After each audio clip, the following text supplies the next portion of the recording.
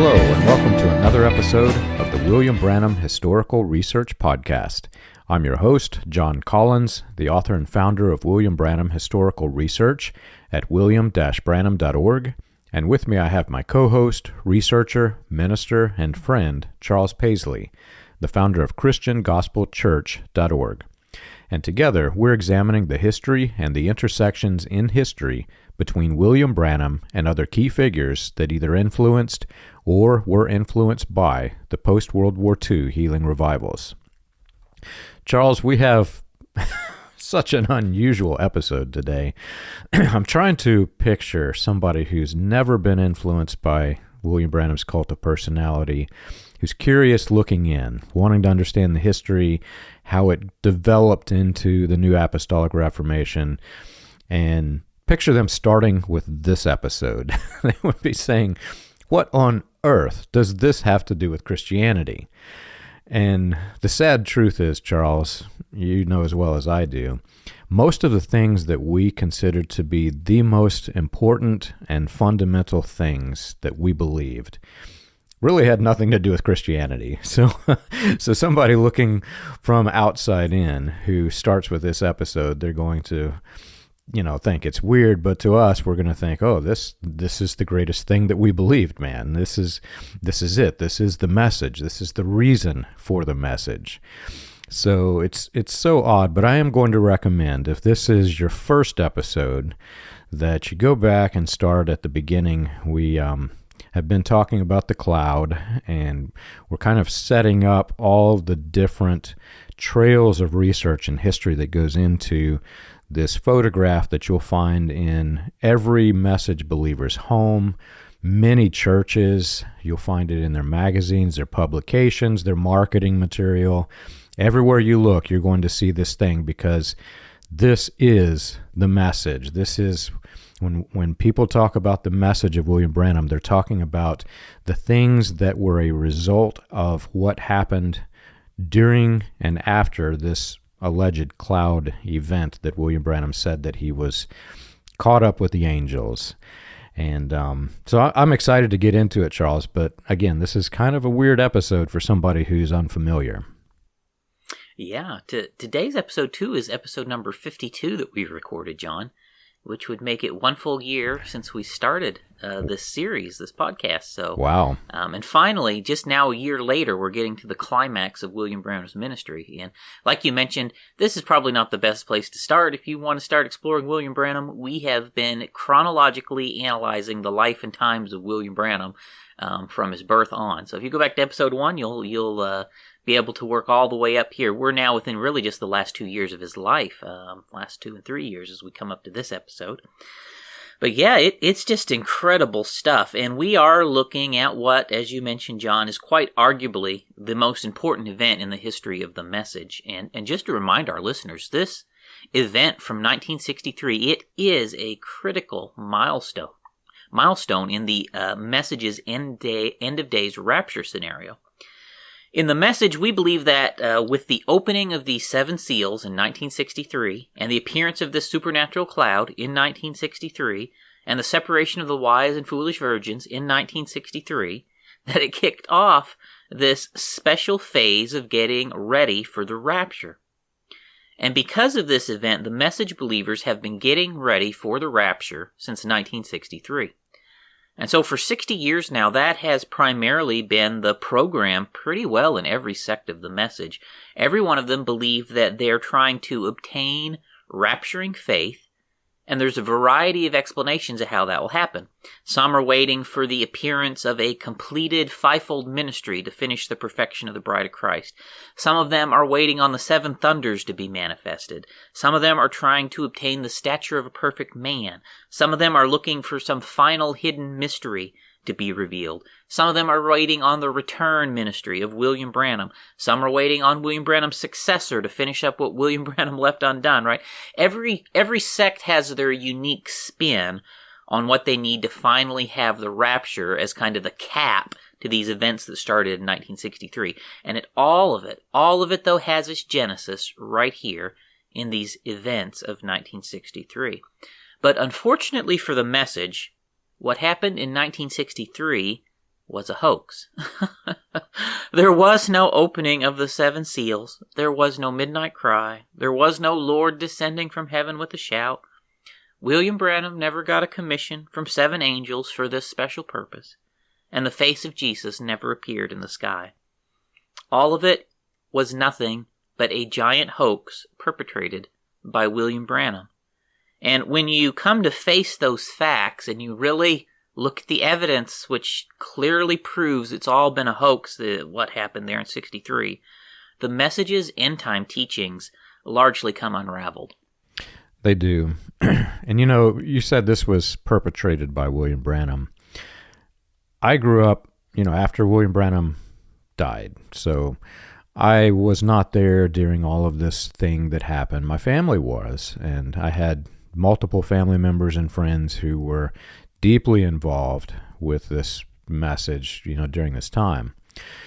But my only context of what happened came from the recordings of William Branham, and I listened to them over and over and over.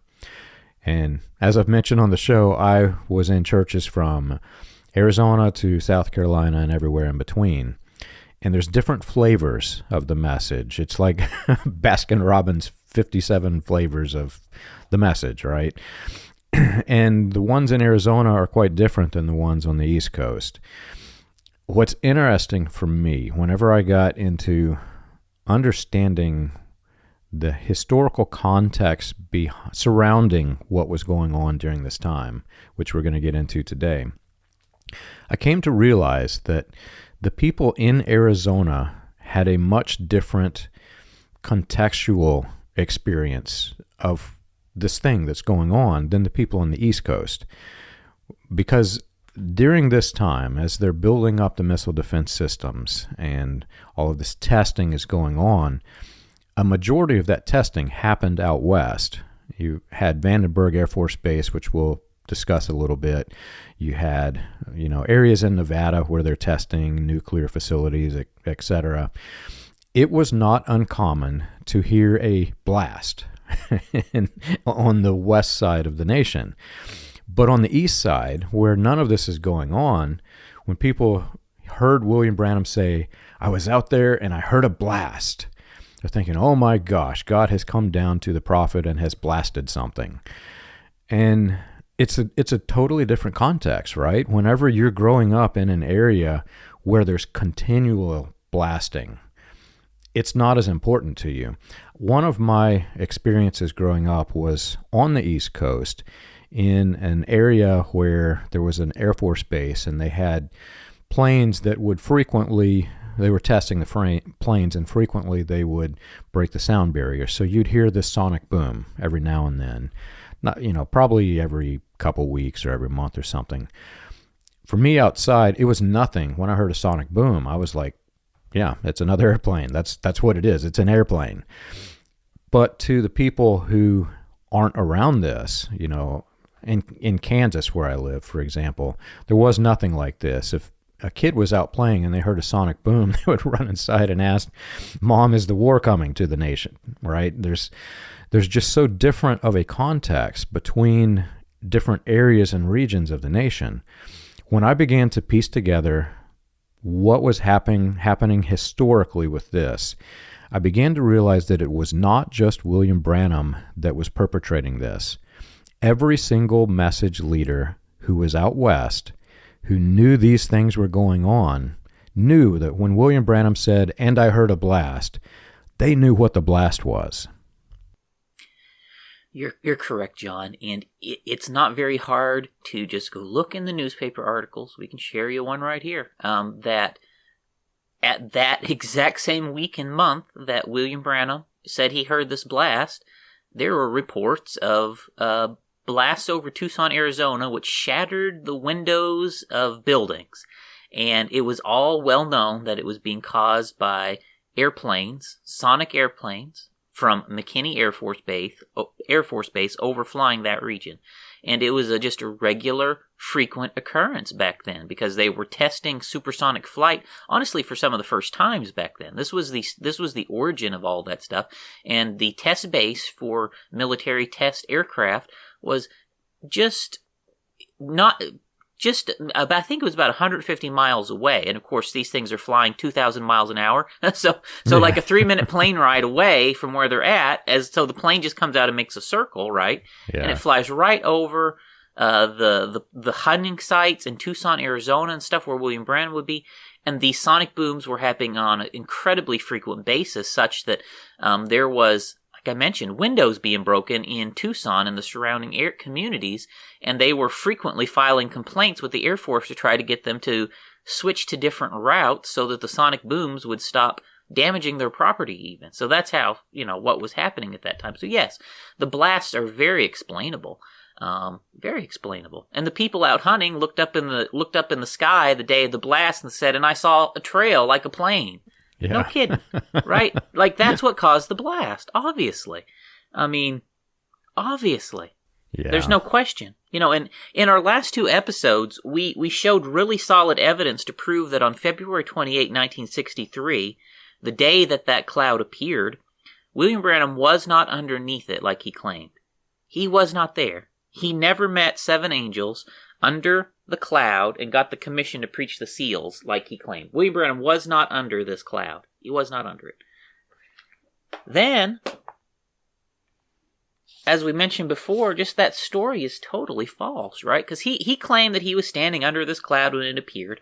So he misled us about being under the cloud that day, and he misled us about the supernatural origin of the cloud too.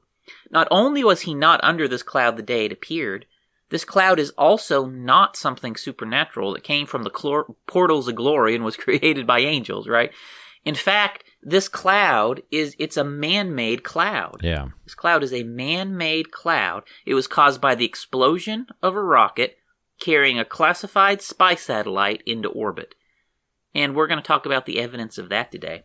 Yeah. And before we look at that evidence, I think we should share just a couple of quotes from William Branham just to give a sample of what William Branham told us about this cloud, okay? The first one I'll read is from a sermon called Works is Faith Expressed, which William Branham preached in 1965, and he says here, and that day, when that happened, it went up, and then you turn the picture sideways. Okay, you turn the picture sideways. If you've got Look magazine or Life magazine, turn it sideways. That's what I got right here in my hands. There he is, just perfectly. There he is just perfectly. Hoffman's Head of Christ, looking down where I was standing. There it is in the magazine. How many's ever seen it? Of course you've all seen it. There, looking right back, proved exactly the revelation was correct. So, right there, you notice William Branham told us he was standing directly under this cloud, right? He said, let me read that part. He said, there he is just perfectly, Hoffman's Head of Christ, looking down where I was standing. He is telling us plainly he is standing right under this cloud, right? I mean, there is no question that is what he's telling us, okay? But he wasn't. He wasn't there. He was in Texas. He was in Texas. He's lying to us, right? Okay. Now, and here's the next. Let me get you another quote of what he said too. So he also said it was Hoffman's Head of Christ. Let me get you one more quote. Tell you how this cloud was created. He says, Life magazine. This is from the 1963 sermon. Christ is the revealed mystery of God. He said, Life magazine then packed the circle of the cloud and the light that they could not understand and don't know it yet. And I'll say, actually, he's incorrect. They had already figured it out by the time that he said that. They already knew by July what made this cloud. Life magazine then packed the circle of the cloud and the light that they could not understand, and they don't know it yet. But here telling, go there and wait for these mysteries to be revealed, and here months before it happened, and then it happened at exactly the way he said it would do. Do you notice that picture?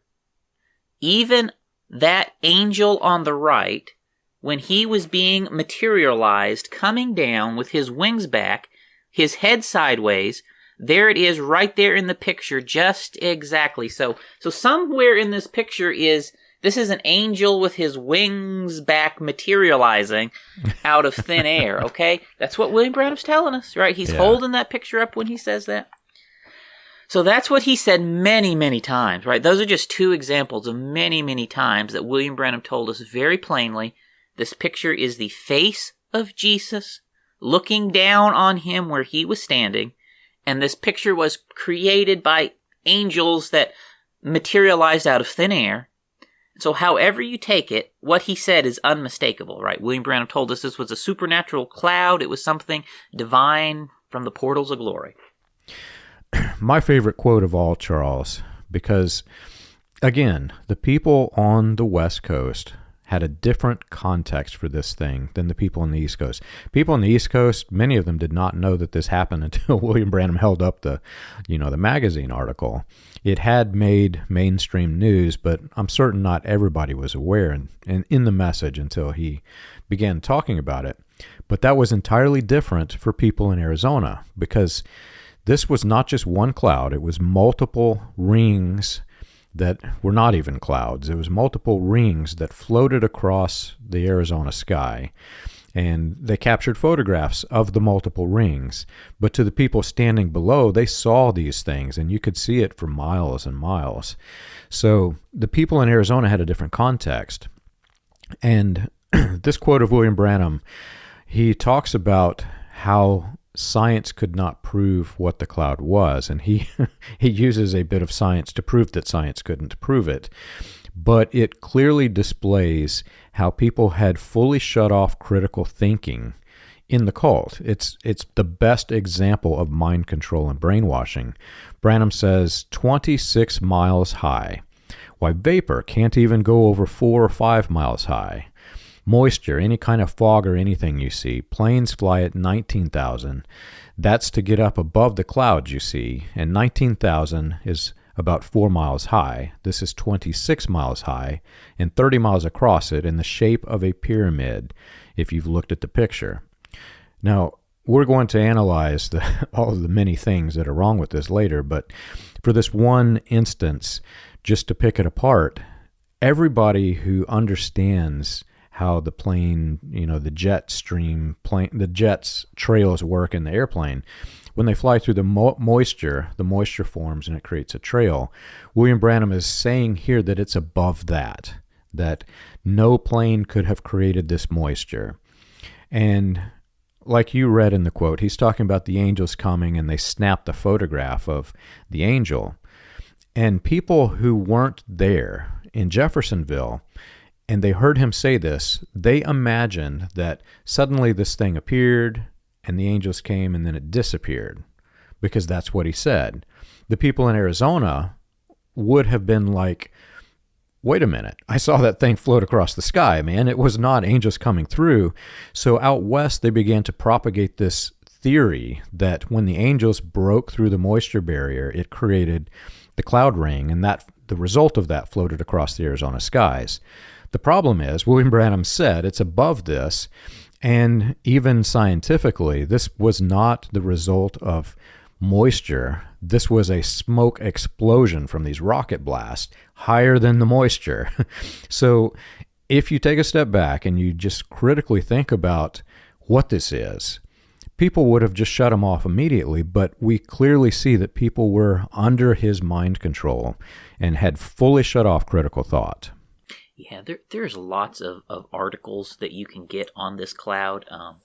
I have, for example, Science Magazine, which let me just pull out. I think I've got an example of that one right here, maybe. Yeah, here, the cover of Science Magazine. It was on the cover of Science Magazine, and there's a long multi-page article in there where it gives all of the details about where the cloud appeared, its altitude, its height, its where it's moving. So this cloud did not suddenly appear over Tucson, Arizona.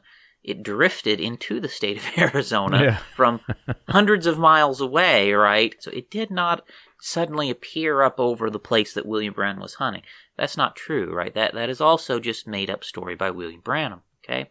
And when this cloud was first, photographed and appeared in the magazines, they're calling it a mystery cloud. They don't know what caused it. But you have to remember, it takes time to figure things out, right? So let's look here at some of the evidence that really proves what created this cloud, because it is something that was really unusual, right? When this appeared, it was it was, like you mentioned, big news in Arizona. The cloud was at a really high altitude, 26, 27, 28 miles high, something like that. And it was a huge cloud. I think it was like 50 miles wide. And so it intrigued the local scientists to launch an investigation. And a man named James McDonald, he was a scientist at the University of Arizona Institute of Atmospheric Physics. He spearheaded the effort to try and figure out what created this cloud. And he published a number of articles on this cloud, which we have, right? Here's one of them. He published a number of them, and it only took a few months to figure out what it was. And here this article publishes his findings in Weatherwise magazine, and this is June of 1963, okay? And in this article, he discovered the cloud was at the exact same height as an exploded Thor rocket that had been launched from that same day from Vandenberg Air Force Base, okay, which is in California. And so he also then got wind readings from the mountain weather stations to establish that the wind speed between Arizona and California was just about a perfect match for what it required for that rocket debris cloud to naturally drift from California to Arizona on the wind currents. And so between those two things right there, he had a very solid lead on what created this rocket, this cloud, right? So after publishing that information in that magazine there in June of 1963, James McDonald, he then went on and obtained even more proof, conclusive proof, that ultimately determined that this cloud had been produced by this rocket launched from California. And we have a letter here. Let me just hold this up. We have a letter here from, this letter is from the University of Arizona. And in this letter, the director of the Institute of Atmospheric Physics at the University of Arizona confirms that the faculty and the team of scientists were all convinced that the cloud had been produced by this Thor rocket. So it wasn't just James McDonald who was convinced by the evidence, but the other scientists, including the director of the institute himself, is saying that he personally was also convinced by the evidence that a Thor rocket is what created this mysterious cloud. So science did investigate it, science did determine what it was, and science did put out their findings, and here we have the scientists confirming their findings, okay? Black and white, okay? Yeah. You know, the whole problem here, the underlying problem, is a sleight of hand technique. William Branham condemns education because of the white supremacy's rise against the school systems. He condemns science and, claims that God's not in science, that science came from, Cain's lineage. But then he uses science and scientists for every one of his boisterous claims. And in things like this, when he actually uses the science or the scientist, he mentions the scientists don't even know what this is.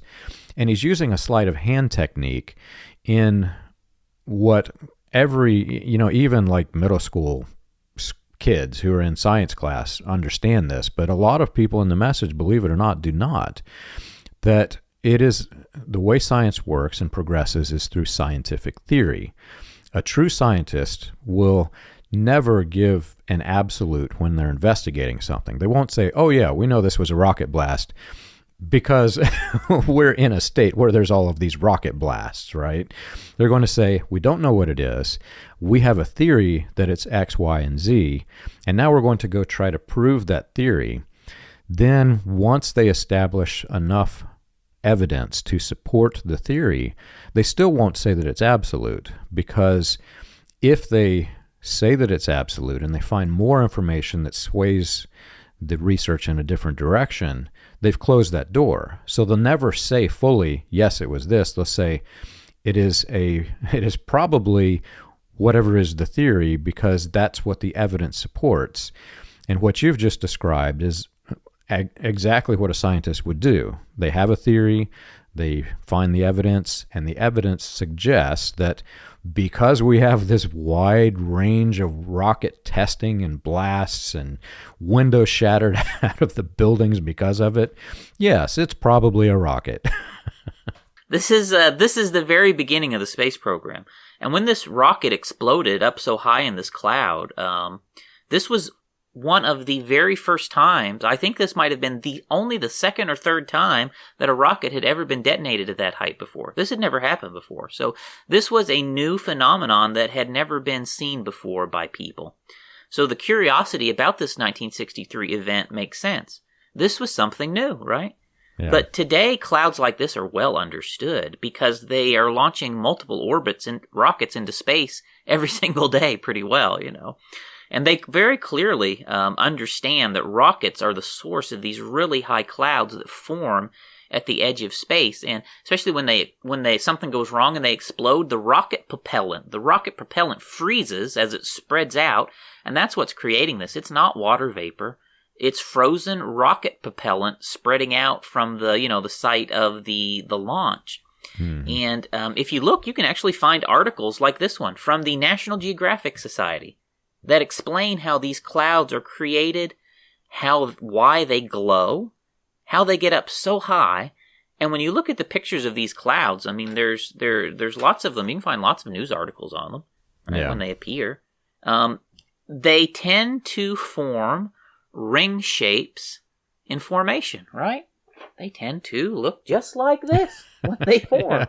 Okay? So that is, again, just a really... it's really obvious to me, right? And so it's true that this cloud was a mystery when it first appeared, because this is the first time anyone ever saw a cloud like this, okay? But the mystery was very short-lived, and the scientists and the rocket engineers were very quick to figure out what made this cloud and others like it. Yeah. And I think of everything that we're going to mention in this episode, what you just said is probably the most important for somebody who is trying to deprogram from the message, because when you hold that cloud up, it is so embedded in our inner being from being brainwashed with this stuff. And you say, no other cloud looks like this. Well, immediately the critical thought is going to be suppressed, and people are going to say, well, no, that looks just like the face of Jesus. But take a step back from all of that. If you had never, ever seen this, and you were living in today's world, not the world of the 1960s when all of this stuff's in its infancy, in today's world, if you take any school child and you show them, like the example that you had, and I'll put it up on the screen for the video, but the example of the cloud rings, the new ones that you see commonly, I mean, it's nothing new to see these things. I've seen them, multiple per year since I've left the message. When a school child sees that today, they'll say, yes, that looks like a rocket blast or something exploded in the sky because it's in a circle. Because they've not been manipulated to believe that it was 7 angels piercing through the sky. And more to the point, they're not going to look at any of it and say, oh yeah, that looks just like a pyramid, because they weren't manipulated by the initial quote-unquote prophecy that 5 angels would come in the form of a pyramid, which transitions to 7 angels in the form of a cloud. And oh, by the way, this cloud ring that everybody in Arizona saw float across the sky in the form of a cloud ring in a circle, they're not going to say it's a pyramid because it looks nothing like a pyramid. When you look at this cloud, okay, so there's obviously the big picture that we're all familiar with, because when you turn it this way, it's supposed to look like Jesus, right? But there is other pictures, of this cloud in this magazine, and not just here, but in all the others. And when you look at the other pictures of this, right, it's very clear that it's only a ring Jesus shape from this picture's angle, right? All of these other angles, like, for example, you take this picture right here, right? Like, it very clearly is a kind of more like a U-shaped, right? And it's heading off in that direction. It's very clear that this was produced by something exploding in a particular direction, right? When you look at all of these others, because it's actually not a perfect circle of a cloud. So, anyway, I think, to me, it's just so obvious what made this cloud. And there's even more evidence, right? So John, if you notice in that letter from the University of Arizona, it mentions that James McDonald, I want to talk about this too. James McDonald had been really troubled by religious fanatics who were trying to say the cloud had been made by angels. Okay? Wow. I wonder who that was. I want to make sure our listeners were aware of what happened to James McDonald, right? Certain people from the Tucson Tabernacle, which is Perry Green's church, were involved in a really nasty harassment campaign against James McDonald because he refused to go along with the idea that this cloud was made by angels. And Perry Green himself was involved in the harassment campaign, John. And as you come into 1970, James McDonald was going through a rough patch in his life. He'd had some setbacks in his career, his wife had left him. And at the same time he was facing those personal difficulties, these people from the Message were conducting a campaign of harassment against him. And James McDonald committed suicide. There was a brother from Sweden or Switzerland I can't remember which one it was. He came to my home out at Grace Ranch, and he went to see Dr. McDonald at the University of Arizona. And Dr. McDonald told him he had 80-something photographs of that cloud and other clouds. And he mentioned there being 2 clouds. And then there was a brother from California came to see Dr. McDonald. And Dr. McDonald told him more or less the same thing. And Dr. McDonald asked both of them, what is all this religious significance being put on this cloud? There's nothing religious about this. It's just a mystery we don't have an answer to. And each time Dr. McDonald called me because they told him, well, if you want to know anything about it, you call Reverend Green. And Dr. McDonald did call me. And I reminded him that we had met on the airplane and over here at the bar. Then I met David Davies. He was a newspaper reporter that lived in Phoenix. And he wanted to feature article on this and sell it to the Phoenix newspaper for their Sunday magazine. He did. He came down and spent time with Dr. McDonald. He interviewed me. And again, it was repeated that there was 2 clouds. And when it was published in the newspaper in Phoenix, distributed all over Arizona, Dr. McDonald got very angry. And he called me and told me, he said, all this is superstition. And he even says in the article, Reverend Green should keep the superstition in the 14th century where it belongs. Well, I called Dr. McDonald again, and I asked him if the things that the newspaper had quoted him as saying was true. And he said, no, they misquoted me. I said, well, is it possible they misquoted me? And again, he told me I was just a superstitious preacher. Well, the next thing I heard about Dr. McDonald was that he was in the Veterans Hospital, where he had endeavored to commit suicide. And then I heard that he had been released, and he had succeeded in committing suicide. And there was going to be a memorial service for him in the Unitarian Church over here on 22nd Street. Brother Sidney Jackson was in town, and I got Brother Jackson and Brother Morconda, and we went to that memorial service. You can't say that the people in the Message are totally responsible for that. But in my book, James McDonald is one of the many suicides that the Message contributed to. Right? That hateful harassment that they were doing against him, calling him on the phone, interrupting his interviews, just all of this stuff they were doing, tracking him down at restaurants and stuff to harass him, it's outrageous, right?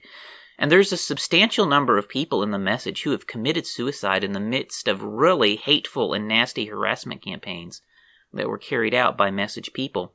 And Perry Green and the Tucson Tabernacle, they absolutely bear some responsibility for the really terrible way that they treated James McDonald.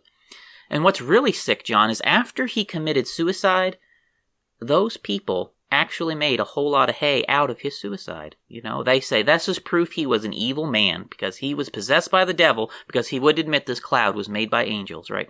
That's the way they treated him. And worst of all, Perry Green took a group of people, including Sidney Jackson, who was a polygamist, in case you guys didn't know that, and they went to James McDonald's funeral, and they mocked and made fun of James McDonald at his own funeral, right? And you can even get Perry Green on tape bragging about them all doing this, right?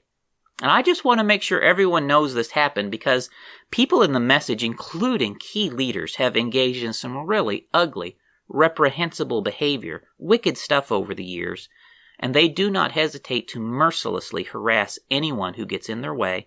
They don't feel the least bit bad of pushing their victims even towards suicide, and then they celebrate. They actively celebrate when their victims commit suicide.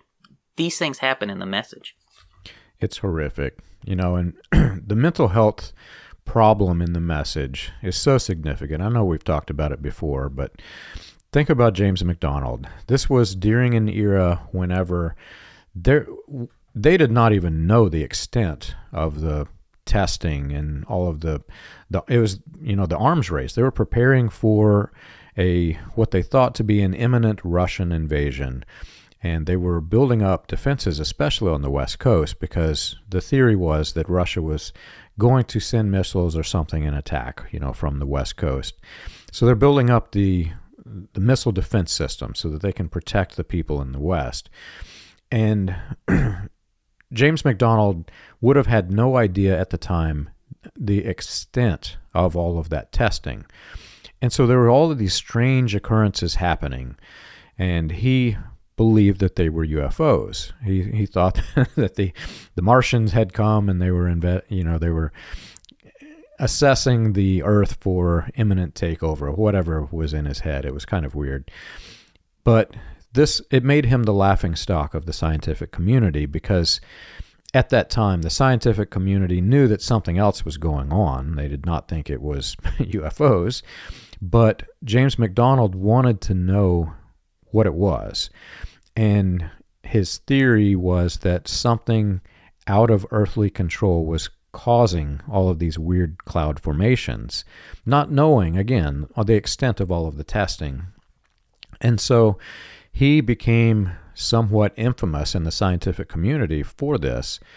Well, while he's suffering with being the laughingstock of the scientific community, not only is he dealing with that, now he's got all of this instant pressure from these message people who are, like you say, just harassing him. And it's a mental health problem. Once he enters into the depression, especially from being the laughingstock in the scientific community, now he's got the additional pressure of the message people who, he knows that it's not an angel, right? But he can't take both sets of harassments at the same time. It's more than he can bear. And like you said, it resulted in his death. Yeah, terrible. So on February 28th, the day that rocket was launched from the Vandenberg Air Force Base, later that same day, the cloud appeared over Arizona, and the recorded wind speed was just about perfect to account for the cloud drifting from California to Arizona. The altitude of the cloud matches the same altitude at which the rocket exploded. And so from that alone, you could conclude that this cloud was created by the rocket, just from that. But there is more evidence that actually, I think, seals the deal, conclusively. So the rocket that was launched from Vandenberg Air Force Base on February 28th was carrying a classified spy satellite into orbit. And it was not until the 1990s that the government declassified those records. And I want to share this letter here. This letter is from the Chief of the Office of History of the United States Air Force. And in this letter, the Air Force officially confirms that a rocket that they launched on February 28, 1963, created that cloud. And when they shared this letter, they also sent the requester copies of the declassified launch records, which we also have, that confirm the precise location, the altitude at which the rocket exploded, and it all aligns perfectly with the appearance of this cloud, right?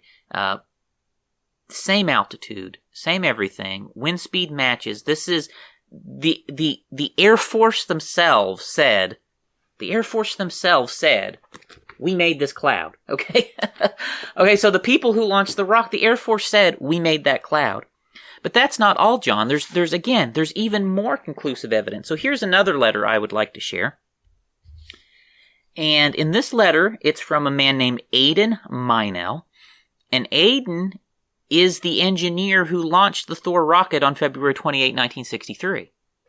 And he confirms in this letter that the cloud was created by the rocket he personally helped launch. And he says that he personally knew the rocket created the cloud the same day it appeared, right? He personally knew that. He confirms he was the person also who shared the launch details with James McDonald, right? Because it was classified. So how did James McDonald get it? Aidan's the one who gave him the information. So John, it don't get any clearer than this, right? I mean, the guy who launched the rocket says he visibly confirmed his rocket created the cloud. I mean, he was an eyewitness to what actually made the cloud, and the Air Force was eyewitnesses to what actually made the cloud, and they say they made the cloud, okay? And so I think when you examine all of the evidence, it really does not get any more conclusive. I don't know how you get more conclusive than this, right? That the cloud was man-made. And what takes your breath away, right? It just takes your breath away, I should say, as a message believer. Because this means William Branham was knowingly deceiving us when he said this cloud was made by angels. And it means that every single thing William Branham told us about this cloud is pure deception. Do we believe William Branham was who was out hunting on that day? Or do we believe the engineer who launched the rockets, right? I'm going to believe the engineer who launched the rocket and said, yeah, my rocket made that cloud. I'm not going to believe William Branham, who I can prove wasn't even there that day, right? Knew what made this cloud. So not only was William Branham not under this cloud on February 28th, there's not a single thing supernatural about this cloud. This thing is a hoax, and William Branham is perpetrating a hoax. It's shameful. What's really even more shameful is that it's not just William Branham. There are ministers, there are leaders in the cult who have that same copy that you have. They are aware that this exists, and they try to stamp out the questions by saying, well, there's a government conspiracy. And yes, the government's going to tell us that they created this cloud because they're all working for Satan. They don't want you to know that Jesus Christ was looking down through the heavens in the form of 7 angels that looked like a cloud that was a pyramid to a prophet who was in Texas at the time. They don't want your mind to go through all of those really, really difficult hurdles to get to. And so they say this was all a conspiracy. But Charles, by that same logic, the way missile testing works, this was, again, early in the infancy of this program, they had a lot of failures. They would send up a rocket knowing that it was going to explode. They would send up a rocket and explode it so that the enemy didn't get it. There was a constant creation of clouds. They were generating clouds like no man's business. By that same logic, every other one that the government has declassified and said, yes, this was us, well, were those angels too? I mean, this was not the only cloud. And even during this event, it mentions it in the same article that William Branham held up. It mentions that there were 2 clouds because there were 2 rockets. We have the declassified launch history, and there were 2 rockets. We have 2 clouds for the 2 rockets. And what were those? Were those the other one was smaller, Charles? Were those the little miniature angels? Well, that's a little bit of a rabbit hole, but the Vandenberg Air Force Base actually launched more than 1 rocket that day. Yeah. And actually the number of clouds matched the number of rockets perfectly, John. Which, of course, the message only focuses on the one big cloud, right? Okay. Right. So it's something else, right? It really is something else. And John, it's so outrageous that the William Branham would betray our trust and confidence, right? With all these made-up stories about this cloud. All right, he took advantage of our faith, and he misled us into believing that this cloud was supernatural vindication of the opening of the seals, right? I mean, that's what he said in that one quote. This is proof exactly that the revelation is correct. No, it wasn't. It's a story that William Branham made up, right? It's absolutely disgusting. absolutely disgusting, right? The shout, the midnight cry, the separation of the wise and foolish virgins, come out of her, my people. All that stuff is predicated on him being underneath this cloud and getting this supernatural commission, right? And it was always that way. And William Branham said it that way. The message preachers taught it that way, right? They want to revise it now? Sure, go ahead, right? I mean, but at this point, anybody that's got common sense knows that it's pure deception, right? They just got to revise everything somehow to make it fit once they find out that the supernatural event they built everything on turned out to be a hoax. And a lot of people in the message are smart people. You know, a lot of us, people like you and me, John, we took our time to study the message while we were in it and really understand what our faith was all about, right? And we really believe that our faith was in the message was founded on certain realities, certain events. These things in 1963 being the most important of all. And we trusted the people who told us these stories. We trusted them. It's not just William Branham who betrayed our trust and our faith, but it's also the leaders who have peddled these stories to us after he was gone, many of them knowing full well these stories were full of holes. I mean, Raymond Jackson figured this stuff out in the early 1990s, and God have mercy, he never told us the truth. God have mercy, he never told us the truth. You know, and very sadly, as we start to investigate these things, you know, we discovered that by and large, this whole thing has been a giant hoax. And this cloud story is the biggest deception of them all. We realize we have been deceived. And for people who actually have some grasp on reality, I mean, this stuff destroys the message, right? And it's people like us who are actually waking up, the ones who at least had one foot in reality through all of this, you know, because we see these things and we realize this totally breaks the message. Right. You know, I have a preacher friend of mine who's also left the message, and we had discovered when we discovered by and large this was a hoax, you know, he said to me one time, even as problems came up in the message, which, you know, there's problems in the message, right? He would always say to himself, we still have this cloud, right? We still have the seals. We still have what happened in 1963. And you could put a whole lot on your shelf because it seemed like this stuff from 1963 was ironclad, right? We really thought the face of Jesus appeared in the sky over William Branham and endorsed this whole thing. We really thought we had photographs of that. We thought that the sermons on the seals really were a unique new revelation and nothing was like them anywhere else in the world, right? And we believed all that because that is what William Branham and the other message preachers told us. Right? We thought we had a very solid grounds for our faith, right? And if you're out there and say, well, you just need to only believe, no, you are a fool. I mean, the Bible says faith comes by hearing the word. If you got faith that is not established on truth, your faith is foolishness. You're a fool. I mean, it's that simple. Faith comes by hearing the word of God, not by made up stories and lies and nothingness, right? Faith has to be based on something to be legitimate. Right? And lo and behold, none of it was true, John. All of this is full of holes, right? And in the end, all we have left to go on is William Branham's personal testimony. And the proof is overwhelming that his personal testimony is untrue. He was not under this cloud when it appeared February 28th. We have totally conclusive evidence the cloud was man-made. And we can find the revelation of the seals word for word as he preached them in books wrote before he was born. This thing is a total deception. And what we had was not faith. What we had was foolishness as a result of deception. Pain, knife in my heart to this day over this stuff. Yeah.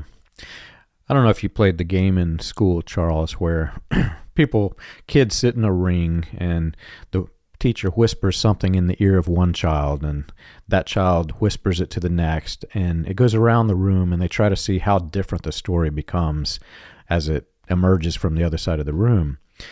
Well, this that you're describing, the face of Jesus in the cloud, this cloud thing progressed in such a weird way that there are people in other nations who believe the message of William Branham, who actually believe that there was a literal face staring down from heaven, and they think that everybody in the United States is completely nuts for not believing because they could look up and see the eyes of Jesus looking down. Well, the progression of this story, and we've talked about it in the previous episode, but I'll talk about it a little bit more. William Branham claims that he's going west and he has this vision of seeing 5 angels in the form of a pyramid. He goes out west, he does the thing, he's not under the cloud, he's in Houston, goes back hunting, then comes back east. Well, by the time he gets back, it transitions from a pyramid and it was a constellation initially. It was a constellation of 5 stars. So that constellation and the 5 transitioned to a cloud of 7. Well, there was a point in time in which this became just fascinating to people in Arizona because they all saw it. They watched it float across the sky. And people were superimposing like faces of Jacqueline Kennedy in this thing. And today we have memes and people share them on Facebook. Well, back then people would make these funny pictures and then pass them around on paper. And they were putting faces in this thing like Jacqueline Kennedy's looking down from the heavens on us. Well, somebody, if I understand how it happened correctly, somebody took a Xerox copy of the cloud and it had another face in the stack of papers above it, and so when it was produced, it had what looked like the face of Jesus through the cloud, but it was just it was basically the effect of something transparent through the paper.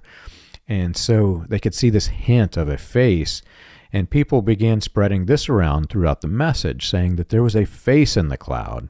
And that face grew into, if you go into some of the countries in Africa, for example, you're going to see that they're producing faces of Hoffman's head of Christ in this thing, and they're actually telling people that is what people in America saw, was Hoffman's head of Christ looking through a cloud down at the people over Arizona, and everyone in Arizona is a complete imbecile because how could they deny the face of Jesus staring down at them? Yeah, that's well put, John, and that is exactly what many people believe. But again, this is an original. Here's the back side. Here's what's on the other side of that. I could pull all this out here. I keep it in a glass because these things are gold pretty well to the message, right? So I keep this protected. I could pull this thing out and show you the original if you guys want to see it, what the original looks like. But. This is the original right here, okay? And here's the right like if you notice on the back page of that is a picture of a rainbow. Yeah. And so, Revelation 10:7, the Lord will descend from heaven with the rainbow above his head. Well, if you put these back to back, you even get the rainbow over his head, right? So they go Revelation. Some people really believe this is the fulfillment of Revelation 10:7, the Lord descending with the rainbow over his head from the back page. But if you look at this, John, here's the original up very close. There is no facial features at all. No. The only thing in this cloud and behind it is sky. Okay, there's no pictures, and you're exactly right. William Branham never laid eyes on this cloud until I believe the month end of March. I think it was May of 2000 or May of 1963 was the first time he ever saw this cloud. It was when this magazine was published. Okay, yeah. May 17, 1963. Okay. This is the day, this is when William Branham finally saw this cloud for the first time. William Branham did not see this cloud on February 28th, okay? Actually, go back and listen through all of his stories very carefully. It's not until after this magazine comes out and they see the picture in this magazine that they then go retrofit this back into the Seven Seals story, right? And when he does that, that's why the timeline don't match up, right? As he's trying to fit it in a day, it never happened, and so at any rate, when this happened, the first people who saw it took some photocopies of it, John, and they sent photocopies of it to him to look at, and those original photocopies as they were going around, the facial features like eyes and a nose somehow appeared, in these photocopies that were going back and forth. not in the original, right? It's a result of whatever they were doing, and they photocopied those originals. And so then that goes everywhere, and lots of people say, yeah, there's eyes, and there was a nose. No, there wasn't. There was not. I mean, I got the originals. There was not. This is totally made up. This is a made-up story that these people come up with, John. All right, and anyway, for those of us who actually had a decent grasp on the message and its rationale for existing, finding out this stuff from 1963 was a hoax, it just tears the fabric of the message apart, right? And you see a lot of people, John, like me and you, ones who were actually true believers in all this stuff, and who really had a real solid grasp on what we believed. We're generally the ones that wake up. But very sadly, a whole lot of people in the message, all they have ever had was only believism. The facts, the truth, the reality, the evidence, the true rationale of understanding everything they believed, all they ever had was only believism, I'm afraid. And they're going to keep going on with that. And it's so sad, because those are the very same kind of people who harassed James McDonald leading up to his suicide, right? Those are the same kind of people that went to his funeral and mocked him. And what's so terrible about all of this is, believing fairy tales is not really a big deal. But when you're killing and abusing and raping and torturing and driving people to suicide in the name of your fairy tales, that's a problem. And that is what's going on here in some of these sects of the message.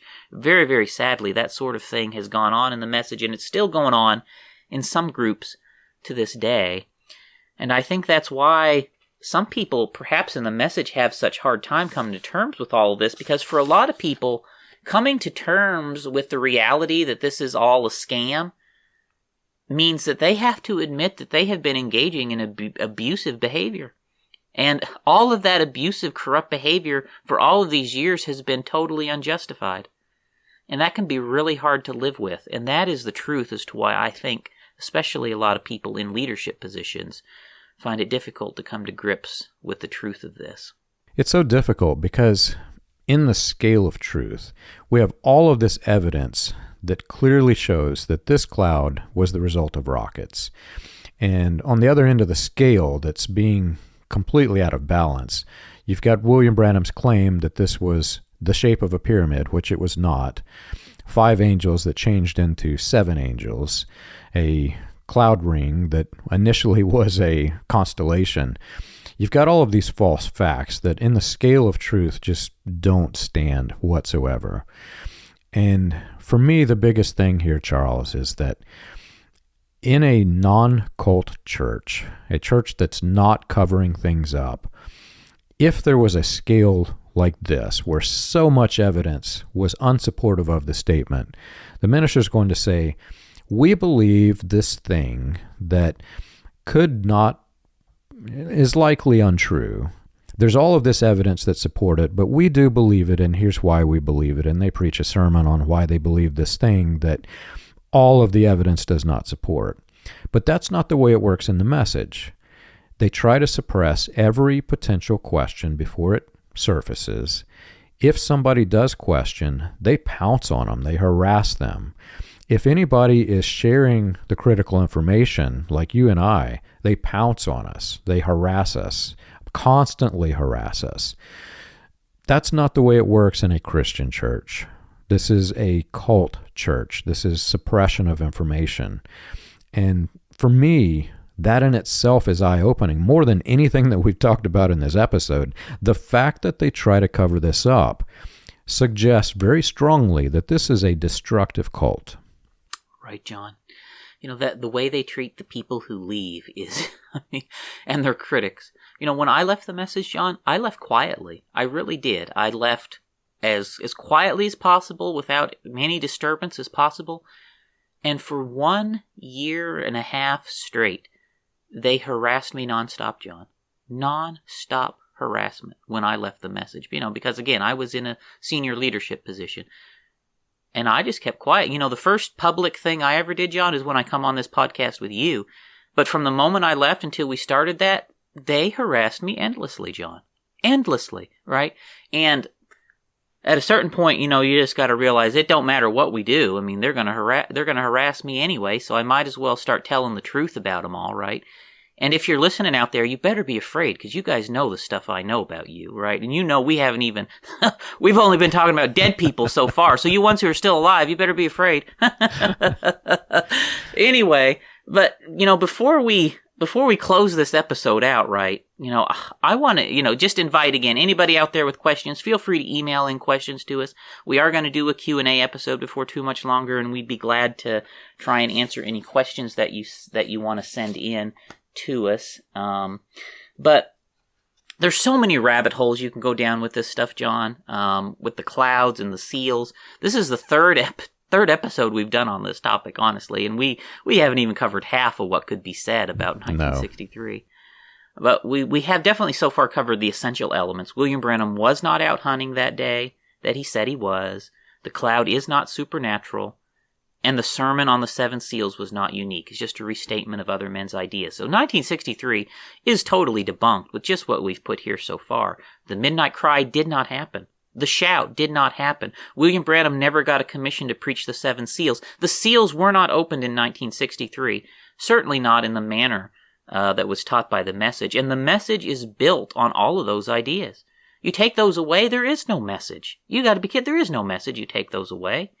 The message has been built on sinking sand, and William Branham perpetrated one of his largest hoaxes in 1963.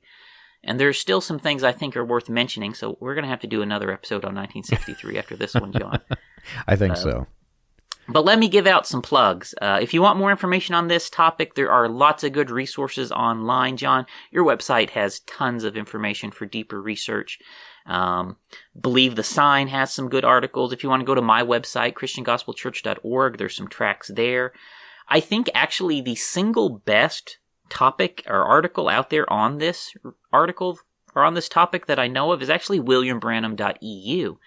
That website's managed by some ex-message friends in Europe. They have a terrific timeline on all the stuff around the cloud, so check that out.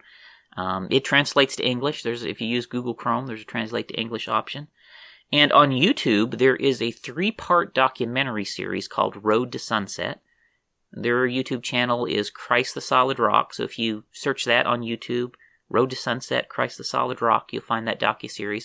It is very well done, and it's something great to check out if you want more information. And if you want some print material, Brian Small's book is probably the best one currently in print, with a fair bit, not even all the evidence we've talked about here, but he's got a good bit of that in his book. And, if you think about all of those people, we're talking about creating all those things, right? That's very good evidence that there is a thriving community of people all over the world who have left the message, who are working to share the truth about these things. And leaving the message is not easy, but there is community to be found on the other side. And John, I like to say, and I say it a lot, our prophet turned out to be fake, but it's a good thing Jesus is still real. And if you leave the message, you can still be a follower of Jesus if you want to be. If you've enjoyed our show and you want more information, you can check us out on the web. You can find us at william-branham.org and christiangospelchurch.org. For an overview of the historical research of William Branham and the healing revivals, read Preacher Behind the White Hoods, a critical examination of William Branham and his message. Available on Amazon, Kindle, and Audible. Join us again next week. We've got a great episode coming.